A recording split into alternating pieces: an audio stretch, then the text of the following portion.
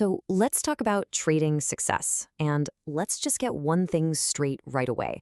Forget all the secret indicators, the get-rich-quick promises. Real long-term success in the markets, it doesn't come from some magic formula. It actually comes from mastering two and only two things: the unbreakable math of survival and the battle that's happening inside your own mind. So let's dive in and break down how to win on both of those fronts. It's the question on everyone's mind. Why do so many traders, probably most traders, fail? Well, it's usually not because their strategy is terrible or they can't pick the right direction. Nope. It's because their entire approach is built on a shaky foundation, one that's just waiting to collapse at the very first sign of pressure. So that solid foundation, it rests on these two core pillars. On one side, you've got the math of survival. These are the hard external rules you absolutely have to follow to protect your money. And on the other side, that's the battle of the mind, the internal war you have to win against your own emotions and biases that are just trying to sabotage you. To succeed, you can't just pick one. You have to master both. So let's start by building your armor with the math. Okay, pillar number one. Think of this as your literal suit of armor. And these aren't just, flexible guidelines. They are the non-negotiable laws that keep you in the game long enough to even have a shot at winning. See, your number one job as a trader isn't to make money, it's to not lose all your money. That's a huge difference. The most fundamental piece of that armor is the stop-loss order, and its power is in its beautiful simplicity.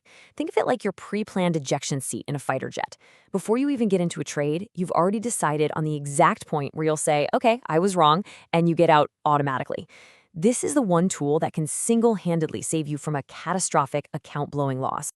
So let's make this super simple. Let's say you buy a stock at $100.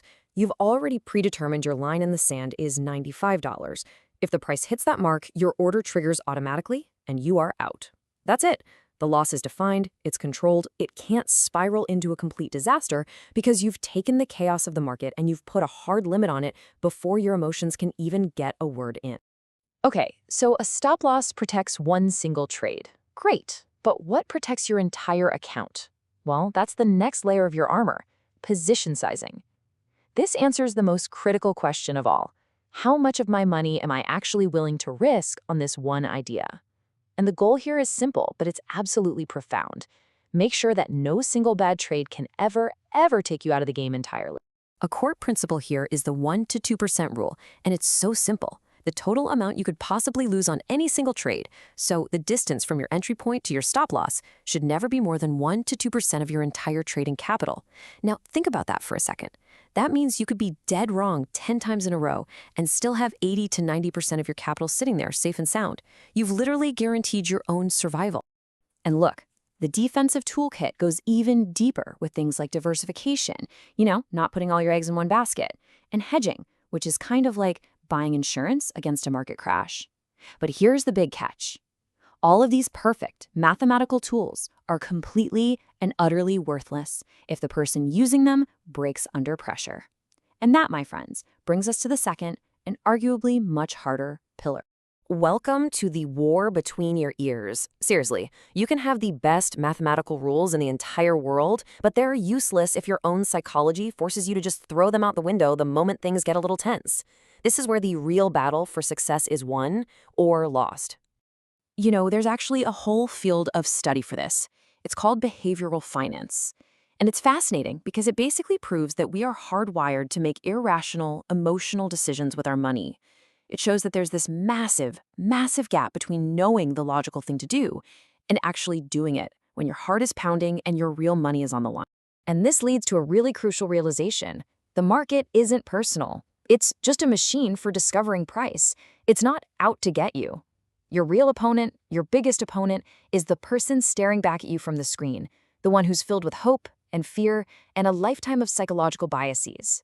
So, to win this internal war, you first have to identify the enemy, right? You have to know what you're up against. And these enemies are the invisible mental shortcuts and emotional triggers that consistently sabotage your trading plan and cost you very real money. Let's start with the biggest one of them all: loss aversion. Decades of research have shown this, and it's incredible. The emotional sting of losing, say, $100 is more than twice as powerful as the joy you feel from gaining that same $100. Our brains are fundamentally wired to run away from pain far more than we are to chase after pleasure. I mean, just look at this emotional math. Logically, a $100 gain and a $100 loss should just cancel each other out. But emotionally, it's not even close. That powerful imbalance, that gut-wrenching fear of the red numbers, is the source of so many classic trading mistakes. And this is the direct result. This explains everything. Why do traders let a small loss turn into a massive one? Because closing the trade makes that loss real, and the pain of that is just too great to accept. So they hope. And on the flip side, why do they sell a winning trade at the first little sign of profit? To quickly grab that little bit of pleasure and avoid the potential pain of it turning into a loser. It's textbook emotional self-sabotage, and it's all driven by loss aversion. And of course, there are other enemies lurking around too. You've got FOMO, the fear of missing out. That makes you jump into a hot stock with no plan just because you saw everyone on social media screaming about it. And then there's its dangerous cousin, overconfidence. You know, after you have a few wins in a row, you start to feel invincible, like a genius. So you double your position size and you throw your risk rules right out the window. Both of them are a complete recipe for disaster. So, how in the world do we fix this? How do you actually build a mindset that can withstand both the market's chaos and your own internal triggers? Well, the answer is to finally unite these two pillars, to use the cold, hard logic of the math to control the emotional chaos of the mind. So here's the path forward. It's straightforward, but let me tell you, it isn't easy. Step 1, make your defense unbreakable. Stop losses and the 1 to 2% rule are totally non-negotiable. Step 2, become a student of your own psychology. Keep a journal, and don't just track your trades, track how you feel. Are you scared, greedy? Identify your emotional triggers. And finally, step 3, the hardest part of all, practice discipline. Build the habit, the muscle memory of following your plan, especially when every fiber of your being is screaming at you to break the rule. Ultimately, this is the entire goal. It is not about finding some perfect strategy or a magic formula.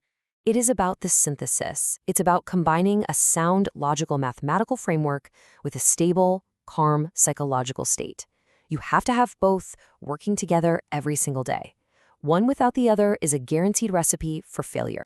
You know, the ironic thing here is that the strategy for survival is actually simple. The rules can fit on a sticky note.